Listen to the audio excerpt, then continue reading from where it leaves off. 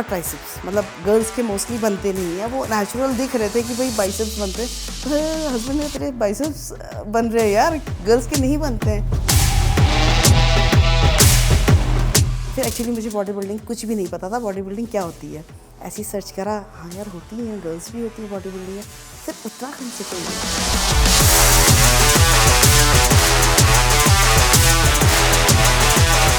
मेरे साथ हस्बैंड का सपोर्ट था, क्योंकि यहीं पे मैं बोलूँ तो बॉडी बिल्डिंग का कॉस्ट्यूम होता है बिकिनी, और वहाँ पे मैं एक पीछे हट गई थी कि मुझे बिकिनी ये तो मैं नहीं पहन पाऊँगी।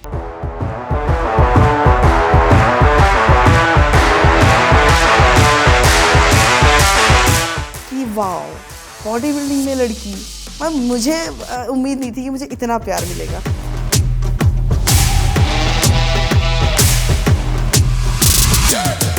माइंड ऐसे सेट हो जाता है कि अगर आपने कुछ भी फालतू खाया तो आपको डर लगता है कि हमने गलत खा लिया, वो गलत असर हो जाएगा, मतलब इतना हमारा माइंड सेट हो जाता है।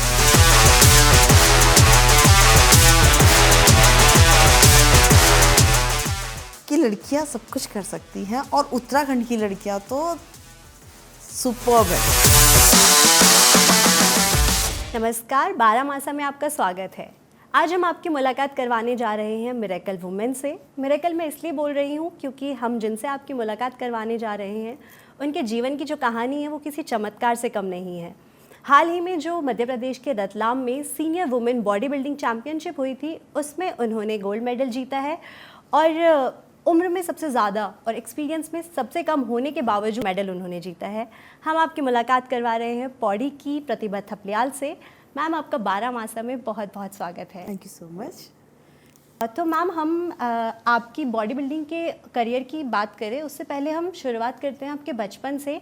आपका बचपन कहाँ बीता है, आपकी पढ़ाई लिखाई कहाँ हुई, उसके बारे में थोड़ा सा बताइए। मेरा बचपन ऋषिकेश में बीता है, और मेरी स्कूलिंग और कॉलेज दोनों ही ऋषिकेश से हुए, और हम लोग 5 भाई बहन हैं, 3 हम बहनें हैं और 2 भाई हैं, जिसमें 2 दीदियाँ बड़ी हैं, फिर भैया, फिर मैं, फिर छोटा भाई। तो आपके बॉडी बिल्डिंग करियर की शुरुआत कहाँ से, कब से और कैसे हुई? बॉडी बिल्डिंग की तो मैं बताऊँ, मैं उससे पहले बता देती हूँ। स्कूल टाइम, कॉलेज टाइम में भी मैं एथलीट थी। तब मैं क्रिकेट खेलती थी और वॉलीबॉल खेलती थी। उसमें भी मैंने नॉर्थ जोन खेले हुए हैं, 5 महीने वॉलीबॉल के नॉर्थ जोन खेले हुए हैं, जिसमें मैंने उत्तराखंड को एज अ कैप्टन रिप्रेजेंट किया हुआ है। और वॉलीबॉल के भी मैंने 3 ऑल इंडिया खेले हुए हैं। तो लेवल पे आपने? हाँ, कॉलेज टाइम पे। तो फिर एमए हो गया। एक्चुअली मेरे फादर, जब मैं 12th में थी तो मेरे पापा एक्सपायर हो गए थे। तो खैर उसके बाद भी मेरी मदर ने मुझे रोका नहीं खेलने से, क्योंकि जो मेरे सिलेक्शंस थे वो कॉलेज से ही हुए, और मेरे पापा को बहुत पसंद था कि मेरी बेटी खेलती है, बहुत बहुत ज़्यादा, मतलब वो बहुत प्राउड फील करते थे। सबसे ज़्यादा प्राउड फील करते थे कि लड़कों के साथ खेलती है, तो उनको बहुत अच्छा लगता था। तो वो भी एक रीज़न था कि मेरी मदर ने, मतलब पापा के जाने के बाद भी मुझको कभी मना नहीं किया, हर जगह जाने दिया, हर जगह खेलने दिया। तो एमए तक मैंने खेला, फिर शादी हो गई। शादी हो के 2004 में मेरी शादी हो गई, फिर मैं देहरादून आ गई। फिर नॉर्मली जैसे होता ही है कि भाई शादी हो गई है, लेकिन मैंने हस्बैंड के साथ बिज़नेस ज्वाइन कर लिया था। हमारा गारमेंट्स का शोरूम था, तो बिज़नेस ज्वाइन कर लिया था। बस अपनी गृहस्थी में बिज़ी हो गया, बिज़नेस में। फिर बड़ा बेटा हो गया, फिर छोटा बेटा हो गया। तो छोटा बेटा जब हुआ उसके 2-3 साल बाद ना मेरे को थोड़ा सा जैसे थकावट सी कहो, या बीपी डाउन, मतलब बीपी डाउन तो बहुत बाद में चला कि बीपी लो हो रहा है, बट जैसे हमेशा सुस्तनेस और नींद आ रही है, थकी हुई। तो मुझे लगता था कि शायद मैं 2 बच्चे हैं और मेरे इन लॉज नहीं हैं, तो मुझे लगता था बिज़नेस भी देख रही हूँ, बच्चे भी देख रही हूँ, अकेले सब कुछ करना पड़ रहा है, शायद एक ये रीज़न हो सकता है। तो मैं 2-3 साल तक मतलब अपने आप को अवॉइड करती रही। अब जब अवॉइड करने लगी तो वो ज़्यादा बढ़ गया। तो जब मतलब मैं बैठे बैठे भी मुझे ऐसा लगता था कि यार थोड़ा सा काम करूँ और सो जाऊँ, कहीं पे भी थोड़ी सी भी जगह मिले तो रेस्ट मिल जाए। तो हस्बैंड को लगा कि नहीं, अब कुछ गलत हो रहा है, ये ठीक है, थकान एक बार के लिए ठीक है, लेकिन इतना ज़्यादा। जब डॉक्टर को दिखाया तो डायग्नोज हुआ थायराइड, और थायराइड वो इतना हाई लेवल में बढ़ चुका था, मैक्सिमम 5 होना चाहिए, मेरा 50 डायग्नोज हुआ था। और मैं 58 नॉर्मली मेरा वेट रहता था, 55 से 58 तक मेरा वेट हो गया था 85 kg, वो थायराइड से। क्योंकि चलती फिरती रहती थी तो वेट पे इतना ध्यान ही नहीं दिया, शायद हो सकता है बढ़ रहा हो, पता नहीं चला। वो जब इतना वेट हुआ और डॉक्टर ने मुझे यूँ देखा कि तुम सो रही थी अभी तक, कहाँ थी भाई। विटामिन डी भी मेरा कम आया था, विटामिन डी मैक्सिमम 50 होना चाहिए, मेरा डायग्नोज हुआ था 3। तो डॉक्टर मुझे यूँ देख रहा था तो जिंदा है अभी। तो फिर बल्कि डॉक्टर ने मतलब मुझे बहुत सीरियसली कहा कि भाई ये बहुत गलत है और तुम अपने पे ध्यान दो, अगर अभी भी तुम ध्यान नहीं दोगी तो दिक्कत हो जाएगी, और कुछ भी करो अपने डेली के रूटीन में वर्कआउट डालो, हाँ एक्सरसाइज डालो। तो मुझे भी लगा, बच्चे छोटे ही थे, मुझे भी लगा भाई अब बहुत इग्नोर हो गया अपने आप को। तो एक छोटी सी शुरुआत करी थी हमने जिम जाने की, दोनों हस्बैंड वाइफ ने, कि चलो जिम चलते हैं, फिटनेस तो चाहिए ही चाहिए। तो दोनों, बट ये था कि जिम जाके बहुत ज़्यादा टाइम नहीं लगा मुझे फिट होने में, क्योंकि पुरानी एथलीट थी, वो पुराना जो एथलीट अंदर का था वो जिंदा हो रहा था जैसे जैसे, क्योंकि एथलीट को कभी भी आप कहीं वर्कआउट में डालो किसी, तो वो उतने ही जोश के साथ करेगा। तो ज़्यादा टाइम नहीं लगा, 3 से 4 महीने में शायद मैं वापस से नॉर्मल हो गई थी। थायराइड कंट्रोल हो गया था, विटामिन डी का तो खैर प्रॉपर कोर्स चला था, बट थायराइड कंट्रोल हो गया था मेरा। मैं वापस से 58 kg मेरा वेट हो गया था, जितना मुझे करना था उतना हो गया था। फिर क्या होता था, हम लोग स्ट्रेंथ करते थे, तो मज़े मज़े में मेरी स्ट्रेंथ बहुत अच्छी होती थी हस्बैंड के साथ। तो एक कंपटीशन होता है ना, आपने तो उठाया तो मैं भी उठाऊंगी, तो स्ट्रेंथ बहुत अच्छी करने लगी। तो मेरे बाइसेप्स रिस्पॉन्ड करने लगे और ट्राइसेप्स, मतलब गर्ल्स के मोस्टली बनते नहीं हैं, वो नेचुरल दिख रहे थे कि भाई बाइसेप्स बनते हैं। तो हस्बैंड ने, तेरे बाइसेप्स बन रहे हैं यार, गर्ल्स के नहीं बनते हैं। तो ऐसी मजाक में बोला, मैं जिधर जिम करती थी वहाँ पे से भी बॉयज़ बॉडी बिल्डर्स थे, तो बोले तू भी बॉडी बिल्डिंग कर ले।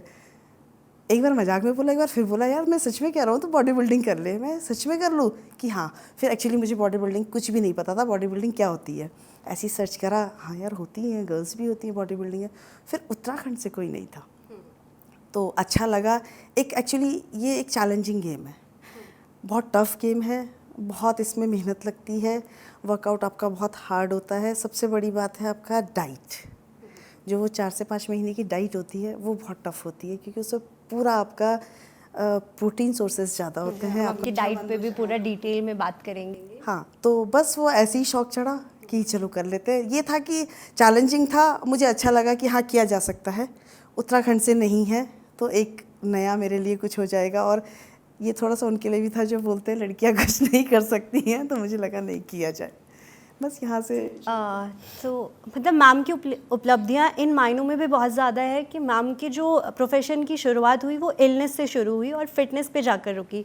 तो मैम जो आपका ये इलनेस से फिटनेस तक का सफ़र है, इसके बारे में बताइए।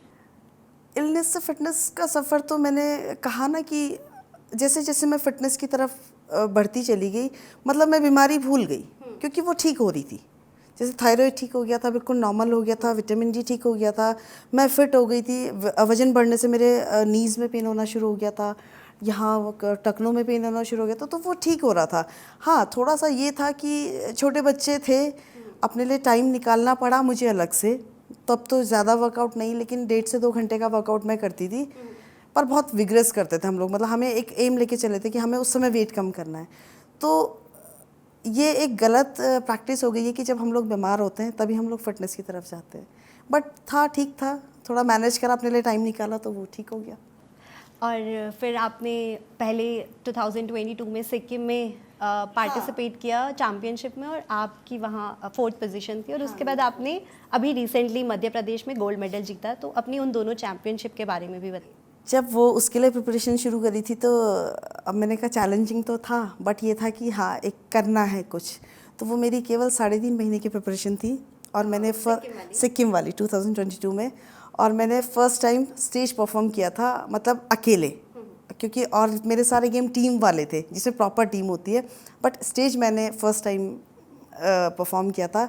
लेकिन ये था कि मैं कहूँ सबसे बड़ा मेरे साथ हस्बैंड का सपोर्ट था, क्योंकि यहीं पे मैं बोलूँ तो बॉडी बिल्डिंग का कॉस्ट्यूम होता है बिकिनी, और वहाँ पे मैं एक पीछे हट गई थी कि मुझे बिकिनी ये तो मैं नहीं पहन पाऊँगी, क्योंकि गढ़वाली समाज, आप गढ़वाली एक उसके अंदर थोड़े बाउंडेशंस होती हैं, तो मुझे लगा नहीं, मैं मेहनत कर लूँगी, मैं सब कुछ कर लूँगी, लेकिन ये कैसे पहनूँगी।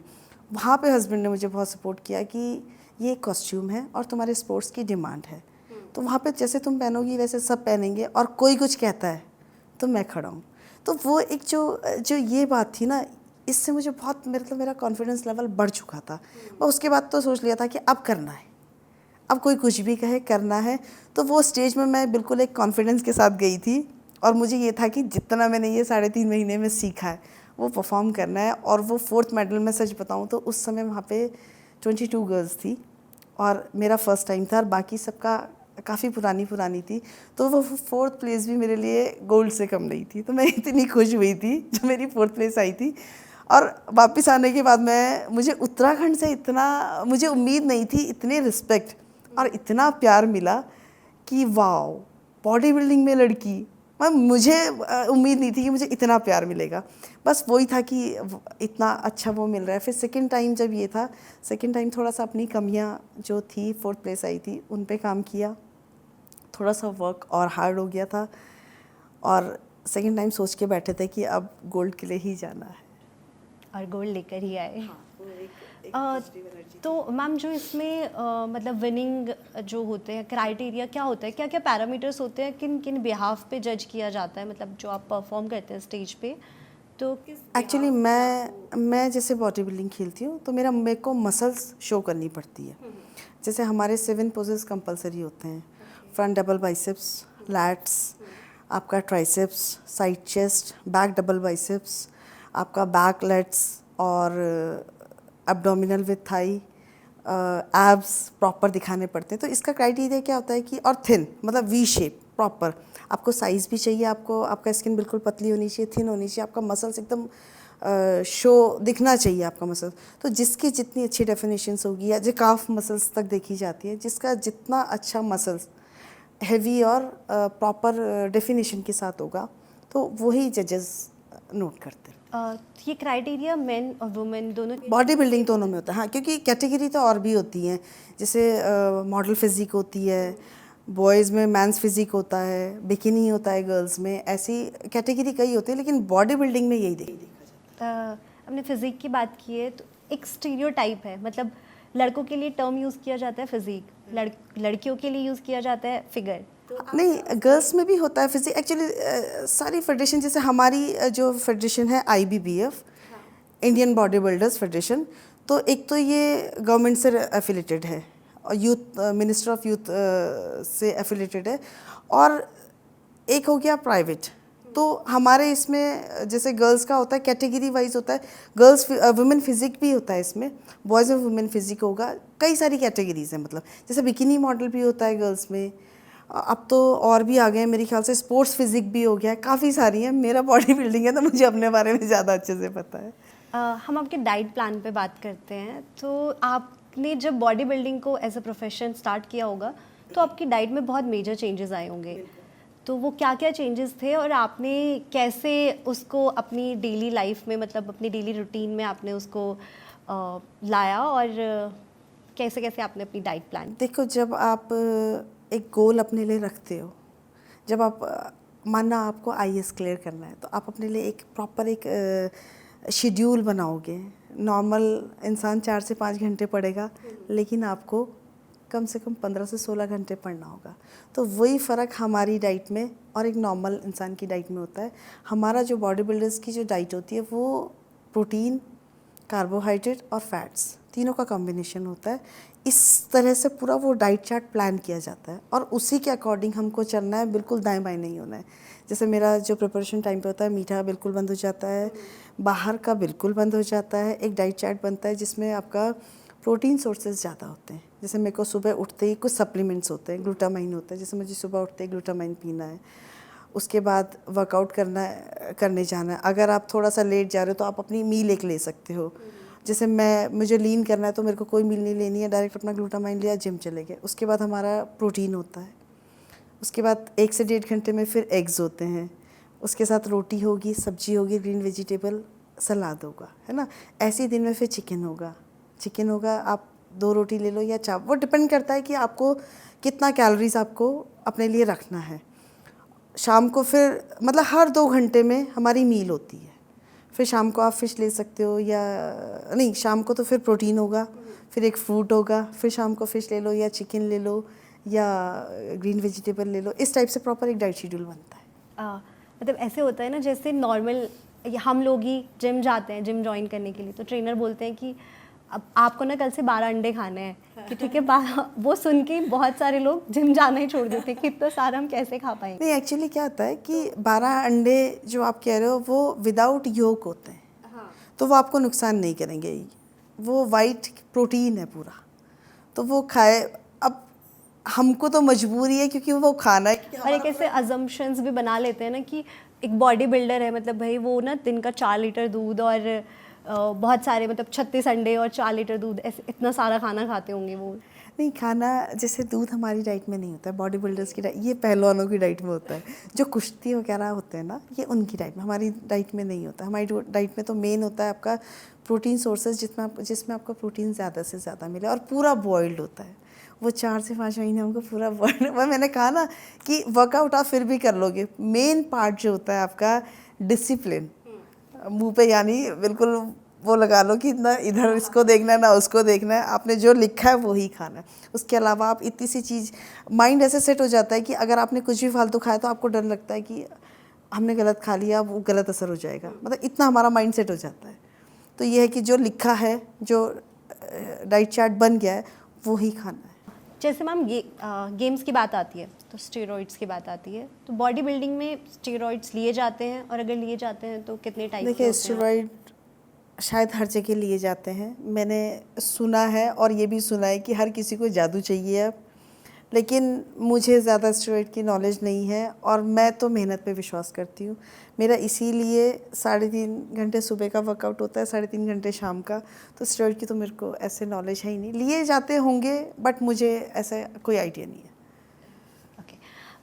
स्टीरियोटाइप्स की बात करते हैं सोसाइटी में, मतलब हमारे गाने भी ऐसे बनते हैं, लड़कियों के लिए लक 28 कुड़ी दा 47 वेट कुड़ी दा, और लड़कों के लिए 16 का डोला, मतलब इस टाइप के गाने बनते हैं। मतलब कल्चर में इन्वेड हो चुका है ये कि लड़कियों को ऐसे देखा जाता है कि लड़कियां स्लिम होती है, लीन होती है, सॉफ्ट होती है, नाजुक होती है, तब लड़कियों की इमेज वैसी बन चुकी है सोसाइटी में।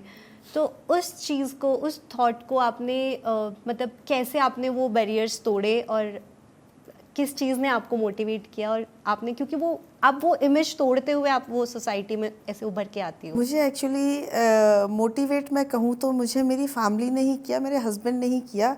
अदरवाइज़ मैंने ऐसे किसी को अपना आइडियल नहीं बनाया, क्योंकि मेरे सामने जब रखा गया था कि मतलब मुझे हस्बैंड ने ही सजेस्ट किया था कि बॉडी बिल्डिंग करोगी, तो मुझे शौक़ था कुछ भी नया करने का पहले से ही। मतलब मेरे सामने कुछ भी आएगा तो मैं उसको पूरा कोशिश करूँगी कि मैं इसको अच्छे से करूँ। तो जब मैंने देखा ही था तो मुझे लगा था यार ये मज़ा आएगा, ये चैलेंजिंग गेम है। और जहाँ पे बॉयज़ बोलते हैं, देखो ये पुरुष प्रधान गेम है जो मैं खेलती हूँ, और यहाँ पे एक कई जगह सुनने को मिलता है, या पहलवानी कह लो आप, जैसे गीता फोगाट कह लो या किसी को भी कह लो, उन्होंने भी बेचारों ने बहुत सुना, क्योंकि सबको लगता था कि ये लड़कियाँ नहीं कर सकती हैं। तो वो मुझको एक अपने आप को साबित करना था एक्चुअली, कि लड़कियाँ सब कुछ कर सकती हैं, और उत्तराखंड की लड़कियाँ तो सुपर्ब है। मतलब हमारा जेनेटिक्स बहुत अच्छा है, हम मेहनत करने से पीछे नहीं हटते हैं, और स्ट्रॉन्ग बहुत हैं। तो मुझे अपने आप को यहीं पे एक ये साबित करना था कि नहीं, अब तो इसको करना है, और उत्तराखंड से कोई नहीं था ऐसा। तो वो भी एक था कि उत्तराखंड का भी नाम भैया रोशन होना चाहिए, क्योंकि उत्तराखंड की लड़कियां सब कुछ कर सकती हैं। मुझे ऐसा लगता है टैलेंट से भरा पड़ा है उत्तराखंड, बस उसको मैं सच कहूँ तो आप जैसे लोग अब उजागर कर रहे हो, तो स्पेशली आप लोगों को तो थैंक यू बनता ही बनता है कि आप लोगों की वजह से हम लोग सबकी नज़रों में आ रहे हैं। मतलब ऐसे सोसाइटी से या आसपास के लोगों से ऐसे कुछ हर्डल्स आए? आसपास के लोगों से, देखो मेरी फैमिली से और मेरे आसपास जो बिल्कुल जस्ट मेरे नेबर हैं, नहीं, उन्होंने मुझे बहुत अप्रिशिएट किया। मेरी सेकंड नंबर की दीदी है, जैसे मैं कहूँ मेरे परिवार से, तो मेरी सेकंड नंबर की दीदी है, गीता शर्मा उसका नाम है। वो हाउसवाइफ है, और पर उसको ना बहुत लगता था कि तू कुछ कर। उसको लगता था कि इसका हस्बैंड इसको बहुत सपोर्ट कर रहा है, तो एक हस्बैंड के बाद उसकी दिली इच्छा थी कि मैं बॉडी बिल्डिंग करूं। जब मैंने उससे कहा कि हस्बैंड कह रहे हैं कि ये कर, बोले तो तेरे को इतना अच्छा सपोर्ट कहाँ मिलेगा, तो उसकी दिली इच्छा थी कि मैं करूं। उसके बाद जैसे जैसे मैं करने लग गई तो सब लोगों को शुरू में तो लगा, लेकिन फैमिली से ऐसे किसी ने मुझे कुछ कहा नहीं। मेरे छोटे भाई की वाइफ है ज्योति, उसको इतना क्रेज़ होता है कि दीदी, मतलब रिजल्ट बाद में आएगा, उसको पहले होता है दीदी कंपटीशन हो गया, मैसेज पे मैसेज, हालांकि मैं देख भी नहीं पाती उसके मैसेज, लेकिन उसको लगता है कि वाओ मेरी ननद ऐसा कर रही है। तो मतलब वो लोग हैं जो प्राउड फील करते हैं, और मुझे थोड़ा सा कहते हैं ना कि आपको कोई बेस्ट विशेस देता है और कोई प्यार से करता है तो और ज़्यादा आपके अंदर एनर्जी आ जाती है। मेरी सिस्टर इन लॉज हैं, वहाँ से मुझे पूरा सपोर्ट मिला। मेरी 2 सिस्टर इन लॉ जर्मनी रहती है, तो एक दीदी हैं सीमा जोशी, उनका नाम है, वो मुझे बहुत अप्रिशिएट करती है। मना किसी ने नहीं करा, बट ये गेम ऐसा है कि कहीं ना कहीं से आपको कुछ ना कुछ सुनने मिलेगा। कभी किसी ने बोल दिया क्या लड़कों जैसी बॉडी। हाँ, ये बहुत एक कॉमन सी बात है। हाँ, क्योंकि मैं 40+ थी तो लोगों को लगता है 40 हो गए तो अब बुढ़ापे की तरफ चल रहे हैं, क्या बुढ़ापे में नया शौक पाल लिया। ये कुछ ना कुछ मुझे सुनने मिलता था, बट मेरा सबसे प्लस पॉइंट था मेरा परिवार, मेरे दोनों बच्चे, जिन्होंने मतलब मैं कहूँ तो उन्होंने मेरे लिए कॉम्प्रोमाइज़ किया। क्योंकि एक बेटा मेरा 18 ईयर्स का है, एक बेटा मेरा 15 ईयर्स का है। तो ये वाले जो एज के बच्चे होते हैं बहुत डिमांडिंग होते हैं, वो दोनों बहुत स्वीट है। उन्होंने इतना मुझे कोऑपरेट किया कि अगर मैंने बोल दिया कि आज मैं थकी हुई हूँ, मैं किसी के लिए कुछ एक्स्ट्रा नहीं करूँगी, तो उन्होंने उतने में वो चुप हो गए होंगे कि नहीं मम्मा बहुत थकी हुई है, मम्मा से कोई डिमांड नहीं करनी है। तो ये फैमिली का सपोर्ट था कि मैंने बाहर वाले को सुना और अवॉइड करा, चुप रही, क्योंकि मुझे ये था कि जब मैं अचीव कर लूँगी तो मुझे बोलने की ज़रूरत नहीं पड़ेगी, मेरा अचीवमेंट अपने आप बोलेगा। जाने से पहले हम एक उस पर बात कर लेते हैं, मतलब पहाड़ों की जो उत्तराखंड में पहाड़ों में लड़कियां हैं, उनके लिए इस फील्ड में क्या स्कोप है? क्योंकि अमूमन देखा जाता है ना, पहाड़ों की जीवन शैली में जो महिलाओं का योगदान है वो बहुत ज़्यादा है पुरुषों से। मतलब चाहे वो सुबह पानी भर के लाना हो, घास काटना हो, मतलब बहुत फिजिकल वर्कआउट होता है।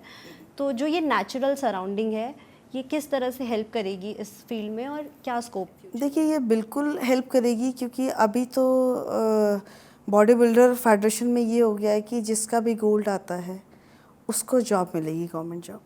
मतलब ऐसा कोशिश किया जाएगा कि उसको जॉब की जाएगी। दूसरा, पहाड़ों की लड़कियां वैसे ही कर्मठ हैं, मेहनती हैं, और हमारे जेनेटिक्स बहुत स्ट्रॉन्ग हैं। तो लड़कियां आए, बिल्कुल आए, मैं तो बोलूँगी क्यों नहीं आए, सभी चीज़ में तो लड़कियां आ गई हैं, तो इस खेल में क्यों नहीं। और सबसे मतलब बच्चों को तो कम, मैं बच्चों के पेरेंट्स को कहूँगी कि उन्हें सबसे पहला सपोर्ट घर से करें। क्योंकि जब आप घर से सपोर्ट करते हो ना, तो जो मुश्किलें होती हैं ना, वो आपके लिए आसान हो जाती हैं। क्योंकि घर से ही आप बच्चे को रोक दोगे तो वो पहले ही डरा डरा बाहर निकलेगा, और घर से ही आप सपोर्ट करोगे तो वो एक कॉन्फिडेंस लेके बाहर निकलेगा, और उसको फ़र्क नहीं पड़ेगा कि ये क्या बोल रहा है या ये क्या बोल रहा है। उसके साथ उसके मम्मी पापा, भाई, जो भी है, लेडी, अब मैं देख रही हूँ मैरिड वुमेन्स ज़्यादा आ रही हैं इसमें, तो कहीं ना कहीं उनके हस्बैंड का सपोर्ट है, वो तभी आ रही हैं। तो जब घर से सपोर्ट मिलता है तो आप एक बहुत तगड़े कॉन्फिडेंस के साथ बाहर निकलते हो। तो पेरेंट्स के लिए या भाइयों के लिए मेरी स्पेशली रिक्वेस्ट है कि अपने बच्चों को सपोर्ट करें, उन पर विश्वास करें। अगर वो कुछ करना चाह रही है तो उनके टैलेंट को समझें और उन्हें आगे बढ़ाएं। जिन लड़कियों को अपना फ्यूचर बनाए इस प्रोफेशन में, बॉडी बिल्डिंग में, उनके लिए अगर आप कुछ टिप्स देना चाहो तो? बिल्कुल बना सकती हैं आप। मैं कहूँ, मेरा इंस्टा आईडी है प्रतिभा IBBF प्रो ऑफिशियल। आप मुझसे गाइडेंस ले सकते हो, कुछ भी आपको पूछना हो तो पूछ सकते हो। बाकी प्रोफेशन बनाए, कोई इसमें इशू ही नहीं है। देखो, मेहनत तो हर जगह करनी है, डिपेंड करता है आप किस क्षेत्र में मेहनत करना चाहते हो। तो बिल्कुल बनाए। मुझसे कोई कुछ टिप्स मांगता है, देखिए सबसे पहला टिप तो ये है, सबसे पहले तो आप जिम ज्वाइन करो, क्योंकि बॉडी बिल्डिंग के लिए आपको जिम जाना ही पड़ेगा, वेट्स उठाने ही पड़ेंगे। मसल्स अगर डेवलप करनी है, मेहनत करनी पड़ेगी, जादू कहीं नहीं होता। मेहनत करो, मेहनत रंग लाती है, कहीं ना कहीं दिखती है। तो मैं सबसे पहले तो मैं यही कहूँगी, सबसे पहले अपना माइंड सेट कर लें कि हमको ये करना है, उसके बाद मेहनत करें, तो मेहनत रंग लाती है। मैं 40+ की होके कर सकती हूँ, तो अभी तो आप तो उभरते हुए सितारे हो हमारे उत्तराखंड के, तो बिल्कुल करें और आए आगे। अभी आप अपकमिंग किस चैम्पियनशिप? अभी मेरा ट्रायल है एशिया के लिए, अभी मुझे वो ट्रायल देना है, उसमें सेलेक्ट हो जाऊंगी तो फिर एशिया खेलना है, फिर उसके आगे भी फिर वर्ल्ड है, उसके लिए भी ट्रायल है, उसमें सेलेक्ट हो जाऊंगी तो फिर वर्ल्ड खेलना है। Good luck for your future ma'am. आपसे बात करके बहुत अच्छा लगा। 12 मासों को समय देने के लिए आपका बहुत बहुत थैंक यू। तो ये थी हमारे साथ उत्तराखंड की पहली फीमेल बॉडी बिल्डर प्रतिभा थपलियाल। आपको ये प्रोग्राम कैसा लगा हमें कमेंट करके ज़रूर बताएं, और आने वाले एपिसोड्स में हम आपकी मुलाकात ऐसी ही पर्सनालिटी से करवाते रहेंगे। उसके लिए जुड़े रहे 12 मासा।